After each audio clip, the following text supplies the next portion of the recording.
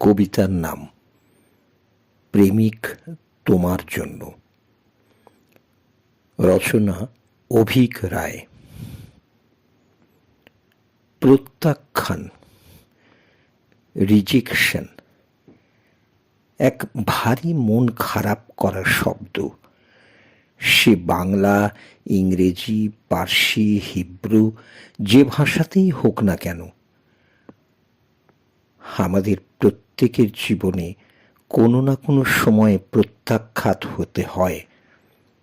কখনো চাকরির ইন্টারভিউ দিতে গিয়ে, কখনো অটো চালকের কাছে 100 টাকার খুচরো চাইতে গিয়ে, কখনো কাউকে প্রপোজ করতে গিয়ে, আবার কখনো কোনো একটা সম্পর্কে দীর্ঘকাল থাকার পরও।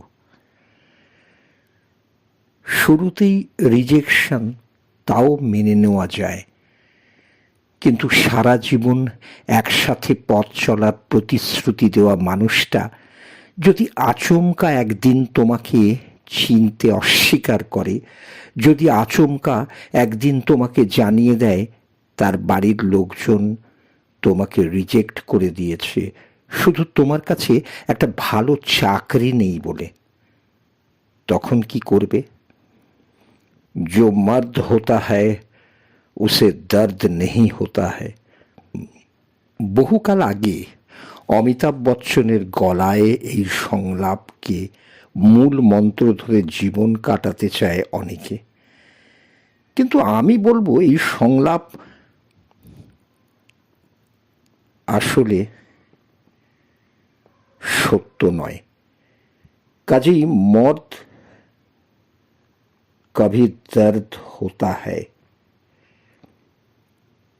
প্রেম ভেঙে গেলে, সম্পর্ক দুমড়ে মুচড়ে গেলে পুরুষের গাল বেয়েও জল গড়িয়ে পড়ে, কিন্তু সেই জলের দাগ তাদের তড়িঘড়ি মুছে ফেলতে হয়, নয়তো সমাজ বলবে পুরুষ মানুষ হয়ে কাঁদছিস।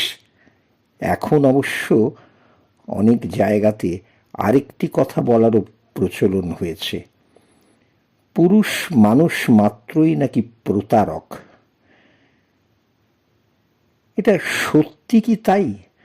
সত্যিই কি একজন পুরুষ একটা সম্পর্কে থাকাকালীন আরও একটা বা দুটো সম্পর্কে জড়িয়ে পড়ে? সত্যিই কি একজন পুরুষ শুধুমাত্র খুঁজে বেড়ায় নারীর শরীর? ব্রেকআপের পরেও মুভ অন করতে তাদের 2-3 দিন লাগে? আগে না। প্রতি বছর দুর্গাপুজো, সরস্বতী পুজো, ঈদ, ক্রিসমাসে যখন এক ঝাঁক প্রেমিক প্রেমিকা হাতে হাত রেখে ঘুরে বেড়ায়, ফুচকার ঝাল নিয়ে ঝগড়া করে, ওলা উবের দেরিতে আসলে অস্থির হয়ে যায়, একটু খেয়াল করলে দেখতে পাবে সেই সব কিছু থেকেই অনেক দূরে থাকা বেশ কিছু পুরুষকে একা একা ঘুরে বেড়াচ্ছে আলোর চাদরের নিচে, এক বুক অন্ধকার নিয়ে, শূন্য দৃষ্টি নিয়ে। ক্যাফে বা রেস্টুরেন্টেও এমন অনেক পুরুষের দেখা মেলে যারা কোনায় কোনায় বসে কাটিয়ে দেয় পুরো সন্ধ্যাটা একা একা। একটু খোঁজ নিলে হয়তো তোমার পাড়া বা পাশের পাড়াতেও এমন বৃদ্ধের হদিশ পেয়ে যাবে যিনি সেই তার যৌবনকালের প্রেমিকার স্মৃতি নিয়ে আজও একা একা বেঁচে আছেন, বিয়ে করেননি। আছে আছে এমন পুরুষও আছে যারা টিউশনি পড়ানোর মাইনের টাকা থেকে আজও প্রেমিকার জন্য গোলাপ কেনে, যাতে প্রেমিকার বাবা মেনে নেয়, সেই জন্যে দিন রাত এক করে পড়াশোনা করে একটা ভালো চাকরি জোগাড় করার জন্য। যারা বইয়ের শরীর খারাপ হলে সারা রাত জেগে বসে থাকে বইয়ের পাশে, তাদের যখন মন ভাঙে, তারা না পারে কাউকে বলতে, না পারে হাউ হাউ করে কাঁদতে, না পারে সব কিছু ছেড়ে ছুড়ে কোথাও একটা চলে যেতে, তাদের থেকে যেতে হয়। রাতের পর রাত জেগে গান শুনে, দিনের পর দিন বন্ধুদের ঠাট্টা তামাশা সহ্য করে তাদের থেকে যেতে হয়। মা বাবার মুখের দিকে তাকিয়ে, সন্তানের মুখের দিকে তাকিয়ে তাদের থেকে যেতে হয়। তারপর সকাল হলে দাড়ি গোঁফ সেভ করে ঝকঝকে হয়ে বেরিয়ে পড়তে হয় বাস, অটো, মেট্রো, বাইকে চড়ে। হাসতে হয় সবার সঙ্গে। কলেজের অ্যাসাইনমেন্ট জমা দিতে হয়, বসের গালাগালি খেতে হয় অফিসে, বাজার দোকান করতে হয়, সময় মতো ব্যবসার টাকা জমা দিতে হয় ব্যাংকে। কিন্তু এভাবে আর কতদিন? তোমরা তো সত্যিকারের ভালোবেসেছিলে। তোমরা তো শেষ দিন অবধি চেয়েছিলে সম্পর্কটা টিকে থাকুক।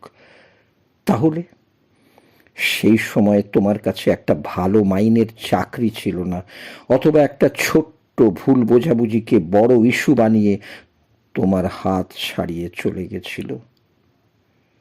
তারা তো ভালো আছে, তাহলে তোমরা কেন ভালো থাকবে না? আমি কিন্তু একবারও বলছি না ভালো থাকা মানে এক্ষুনি আর একটা সম্পর্কে জড়িয়ে পড়া। আমি শুধু বলছি, লুকিয়ে রাখা চোখের জলটাকে মুছে ফেলে এবার একটু মন থেকে হাসো, গঙ্গার ধারে একটু হাওয়া খাও, সিনেমা দেখো, বন্ধুদের সাথে আড্ডা দাও, হাসি ঠাট্টা করো। তোমার প্রিয় রেস্টুরেন্টের সেই প্রিয় আইটেমটা তোমার জন্য অপেক্ষা করছে। বিরিয়ানি, কষা মাংস, তোমার প্রিয় আইসক্রিম তোমাকে হাত ছানি দিয়ে ডাকছে। সাড়া দাও।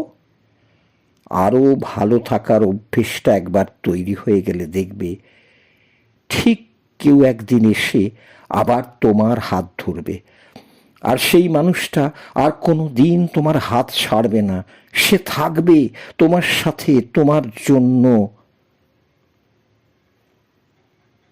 আজীবন।